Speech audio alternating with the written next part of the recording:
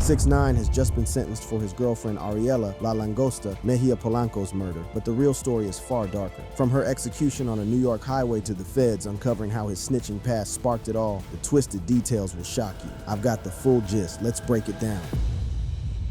The blood on his hands.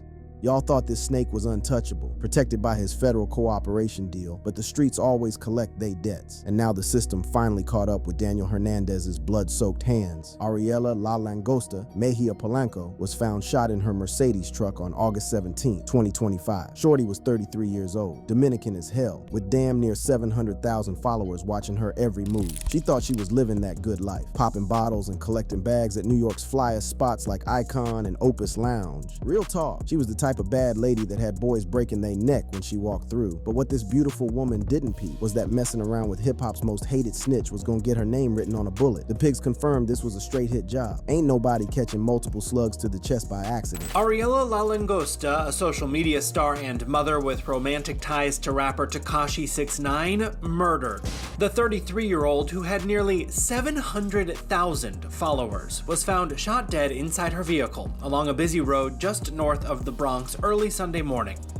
Investigators believe she was targeted. Now let's talk about how deep this rabbit hole really go, because this story is darker than a moonless night in the trap. Ariela was front and center in 6ix9ine's 2023 WAPE music video, which basically painted a target on her back for every enemy that dude ever made. This wasn't no casual business move. Sources been saying they had romantic ties that went way deeper than just director and talent. But you know how these streets work. Don't matter if you his girl, his homie, or just somebody who took a flick with him at the wrong time. Guilt by association is a life sentence when you're dealing with snitches like Tekashi. You supported me in everything. New York won't ever be the same. I loved you. Those weren't the words of a casual acquaintance. That was a man mourning someone who meant everything to him. He called her his sister, a tremendous woman, and the Queen of New York in a series of Instagram posts that painted a picture of genuine love and loss. But love in 6ix9ine's world comes with a price, and that price is measured in blood. The timeline of terror tells the whole story. This wasn't Ariela's first brush with 6ix9ine's dangerous world. Back in 2018, she was reportedly kidnapped by 9 Trey Gangsta Bloods members who mistook her for one of his girlfriends. Let that sink in. She almost died years ago simply because she looked like someone who might be connected to the rat. But instead of learning from that near-death experience, she got even deeper involved with it. The streets remember everything, and they never forgive. When 6ix9ine testified against the 9 Trey Gangsta Bloods in 2019, he didn't just betray his gang, he painted targets on the backs of everyone close to him. The hood doesn't distinguish between the snitch and the people who love him. In their eyes, guilt by association is a capital offense. Westchester County Police made it crystal clear. This was a targeted hit, not some random act of violence. They found her slumped behind the wheel of her luxury Mercedes, the same car she'd been proudly posting on social media just months before. The irony is suffocating. She flaunted her success online, not knowing she was advertising her location to killers who'd been watching, waiting for the right moment to strike. The online speculation tells the real story that the police won't. Social media is flooded with posts linking her death directly to 6ix9ine's snitching. Users are dropping knowledge about how 6ix9ine's girlfriend was reportedly shot and killed. Police believe it was a targeted hit. The streets know what the authorities won't say. This was payback, pure and simple. But here's where it gets even more sinister. Some rumors point to her boyfriend, Nata Cartier, as the real target. Word on the street is that Cartier himself was snitching on people, making him a marked man. If true, that means Ariela died caught in the crossfire between multiple rats, a war between informants where innocent people become collateral damage. The tributes from her workplaces paint a heartbreaking picture of a woman who didn't deserve this fate. Icon New York posted, "Today we lost our shining star. We still can't believe it. You were our smile, our happiness. We love you and we will miss you forever," and temporarily closed out of respect. These weren't corporate condolences. These were real people mourning a colleague who brought light to their lives. Even Cardi B paid respect, posting RIP Dominican Pretty on social media. When your death gets acknowledged by A-list celebrities, it means your story resonated beyond just the streets. It became a cautionary tale about the price of running with rats. Another New York native, Cardi B, mourned Ariela with this photo, adding, "Rest in peace,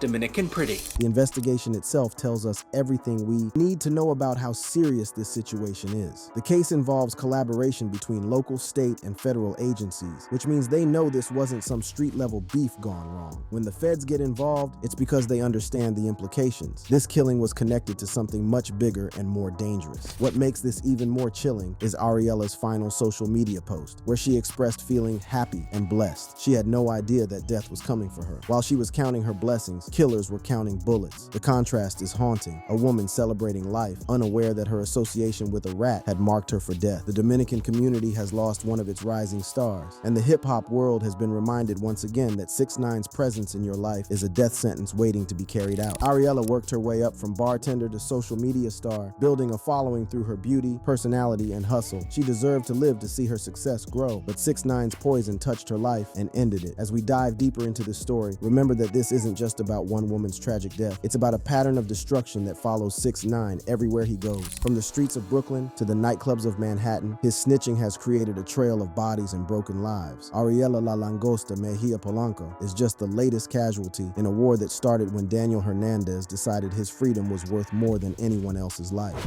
The pattern of destruction, Sarah Molina's hell.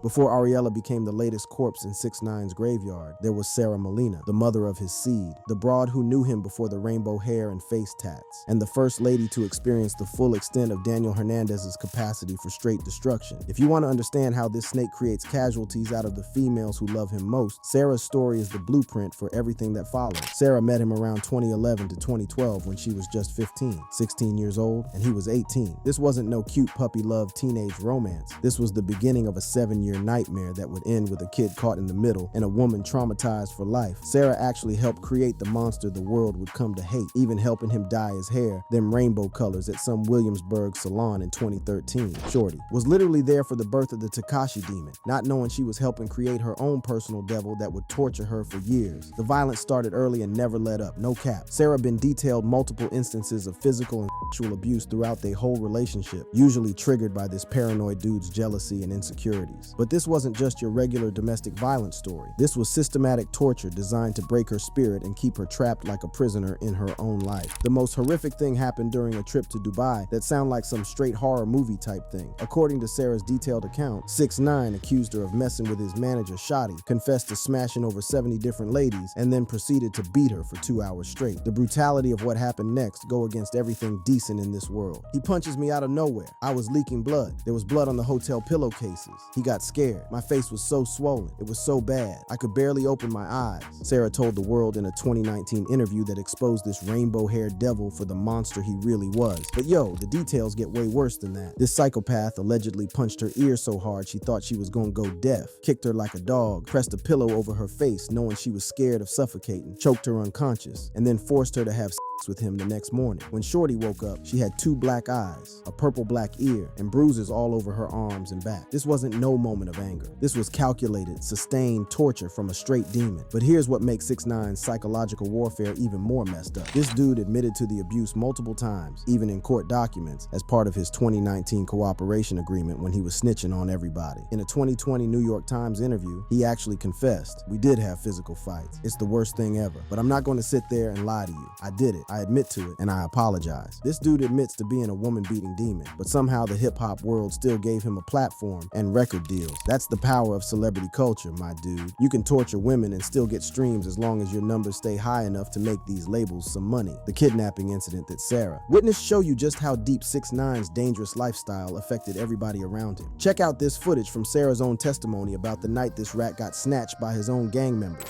So his career is building up, and he starts to basically beef with everybody. He starts to troll and beef with guys in Houston, guys in LA, guys in Chicago. Like, it's just, there's a long laundry list of people that he's telling to suck his dick and everything else like that. How are you taking all this? Because along with the trolling, you know, things are happening, like shows are getting canceled. You know, there's incidents that are happening along the way. Sarah's account of that night reveals how 6ix9ine's reckless behavior put his family in direct danger. She describes getting a call from him around 3 a.m., with him frantically asking about their daughter's whereabouts. When he instructed her to bring his jewelry downstairs, she had no idea she was about to become an unwilling participant in a gang extortion. He picks up a FaceTime call and he's in a car, like in the back seat, and I see his eye bloody and his face is so swollen, and I'm crying. I'm like, yo, what's going on? And someone in a car was like, oh, you want us to take you back home? And he was like, no, don't take me back home. They're trying to kill me. Picture this, Sarah, standing in a towel, forced to hand over thousands of dollars worth of jewelry to masked strangers while her baby daughter slept upstairs. The kidnappers turned out to be his own 9 Trey gang members, led by Anthony Harv Ellison, who pistol whipped 6ix9ine and robbed him of $365,000 worth of jewelry. Sarah became a victim of 6ix9ine's choices without ever choosing that life herself. The psychological warfare continued even after their relationship ended. Sarah accused him of being a deadbeat father, noting he spent only 2 days with their daughter Soraya after his prison release. While he was spending money on new girlfriends and flaunting his wealth, his own child was struggling without adequate support from her father. In 2021, Sarah filed for child support, highlighting how 6ix9ine was spending lavishly on new girlfriend Jade while neglecting Soraya. The pattern is clear. 6ix9ine uses women, destroys their lives, and then discards them when they become inconvenient. Sarah got the full treatment: abuse, abandonment, and public humiliation. The most telling moment came when Steve Will Do It gifted Sarah and Soraya cash in a Birkin bag in 2024, criticizing 6ix9ine as a rat and abuser. When random YouTubers are taking better care of your child than you are, that's not deadbeat behavior. That's sociopathic neglect. Sarah's reflections on their relationship reveal the full scope of the manipulation. I lost myself. He hasn't been involved in our daughter's life. This wasn't just about physical abuse. 6ix9ine systematically destroyed her identity, her sense of self-worth, and her ability to trust her own judgment. The timeline of their relationship reads like a case study in domestic terrorism. 2011 to 2012, Sarah meets 18-year-old Daniel Hernandez when she's just 15. 16, 2013. She helps create the Tekashi persona by dyeing his hair rainbow colors. 2015. Their daughter Soraya is born in October. Multiple incidents of escalating physical and sexual violence. The Dubai beating that left her with 2 black eyes and fearing for her life. November 2018. The relationship finally ends around the time of 6ix9ine's arrest. The present. Ongoing battles over child support and custody. What makes Sarah's story even more tragic is that she genuinely loved him. In her interviews, she talks about trying to support his music career, being there through his transformation, and believing that deep down he was still the regular Danny she fell in love with. That's the hallmark of an abuse victim, making excuses for the abuser even while cataloging the abuse. The public nature of their relationship breakdown also reveals 6ix9ine's complete lack of shame or accountability. Even as late as 2023, Sarah called his gym attack embarrassing for their daughter, showing how his continued reckless behavior affects not just him, but the child they share. Sarah Molina's story isn't just about one woman's survival of domestic violence. It's a preview of what happens to every woman who gets close to 6ix9ine. The pattern is always the same: initial charm and attention, followed by control and isolation, escalating to violence and psychological torture, and ending with abandonment and public humiliation. Sarah survived it, but barely. Ariella didn't get the chance to escape before the violence in 6ix9ine's world caught up with her permanently. The most chilling part about Sarah's story is that it happened years before 6ix9ine became a federal informant. If he was capable of this level of violence and manipulation as a struggling SoundCloud rapper, imagine what he became once he had the power of fame, money, and federal protection behind him. Sarah experienced the monster in its early form. Ariella encountered it at full strength, and it killed her. The fall and the bodies left behind.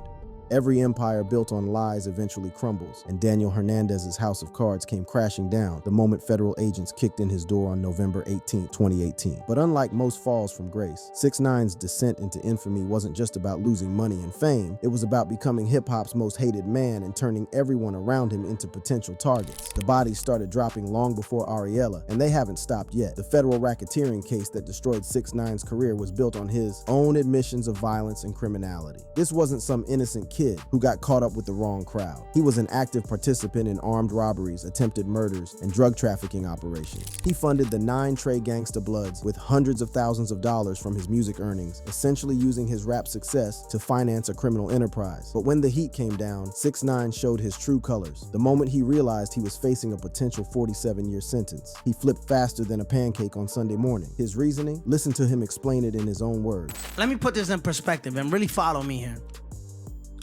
Imagine I would have stood tall, right? Kept it real, did the 47 years right now.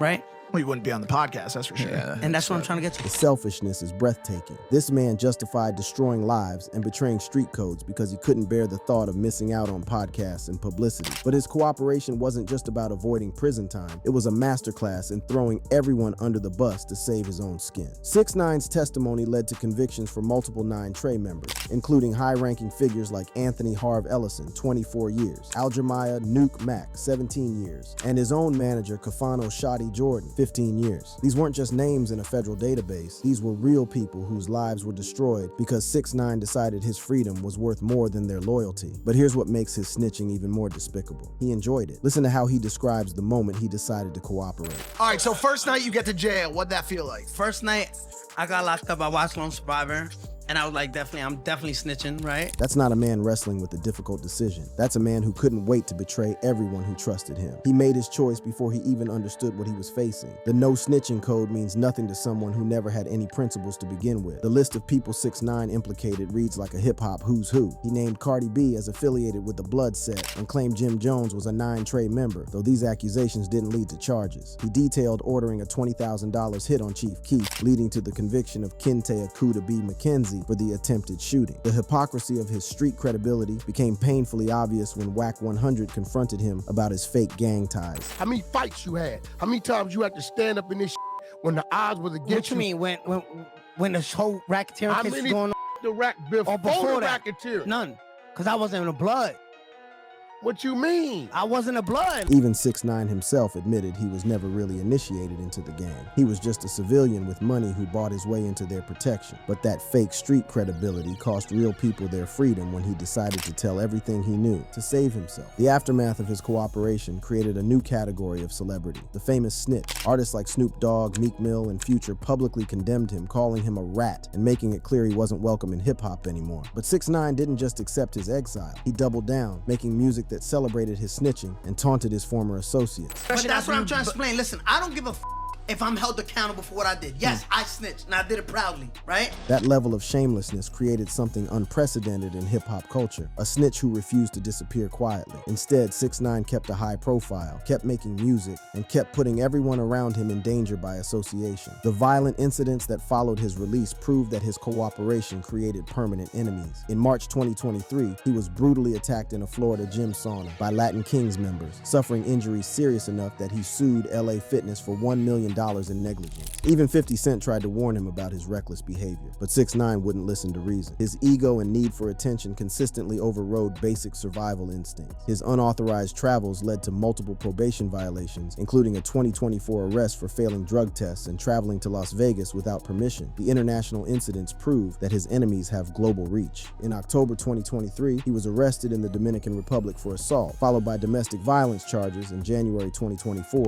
involving his then girlfriend, Yailin Lamas Viral. The pattern of violence that destroyed his relationship with Sarah Molina was repeating itself with every new woman who entered his life. By 2025, financial troubles added another layer to his problems, with the IRS auctioning his jewelry, plaques, and other assets to satisfy tax debts. The man who once flaunted millions in cash and jewelry was being exposed as financially unstable, likely spending more on legal fees and security than he was earning from his increasingly unsuccessful music releases. His recent albums tell the story of his decline, while his 2020 comeback album Tattletales debuted at number 4 amid backlash. His 2023 reggaeton album Leyenda Viva and EP Blackballed failed to chart at all. The hip-hop world had moved on, leaving him increasingly irrelevant and desperate for attention. The most damning evidence of his toxic influence is the pattern of violence that follows him everywhere. Every person who gets close to 6ix9ine becomes collateral damage in his war against the streets. The speculation linking Ariella's death to his snitching isn't conspiracy theory. It's the logical conclusion of a pattern that started the moment he decided to cooperate with federal authorities. The investigation into Ariella's murder continues without arrests, but the message is already clear. Associating with 6ix9ine is a death sentence waiting to be carried out. The involvement of federal agencies in the investigation suggests they understand the broader implications of this killing. This wasn't just a local crime. It was part of the ongoing consequences of 6ix9ine's cooperation agreement. As of August 2025, Daniel Hernandez remains a walking target, surrounded by a trail of destroyed lives and dead bodies. His snitching bought him temporary freedom from prison, but it sentenced him to a lifetime of looking over his shoulder, knowing that everyone who loves him becomes a potential victim of his choices. Sarah Molina survived his violence through sheer strength and determination. Ariella La Langosta Mejia Polanco wasn't so lucky. The question isn't whether more people will die because of 6ix9ine's choices. It's how many more bodies will pile up before his enemies finally get their ultimate revenge. In the streets, there's only one way this story ends, and it won't be with 6ix9ine living happily ever after. The blood on his hands keeps growing, and eventually that blood will be his own. Thank you for watching. If you enjoyed watching this video, click on one of the boxes playing on your screen to watch more similar content.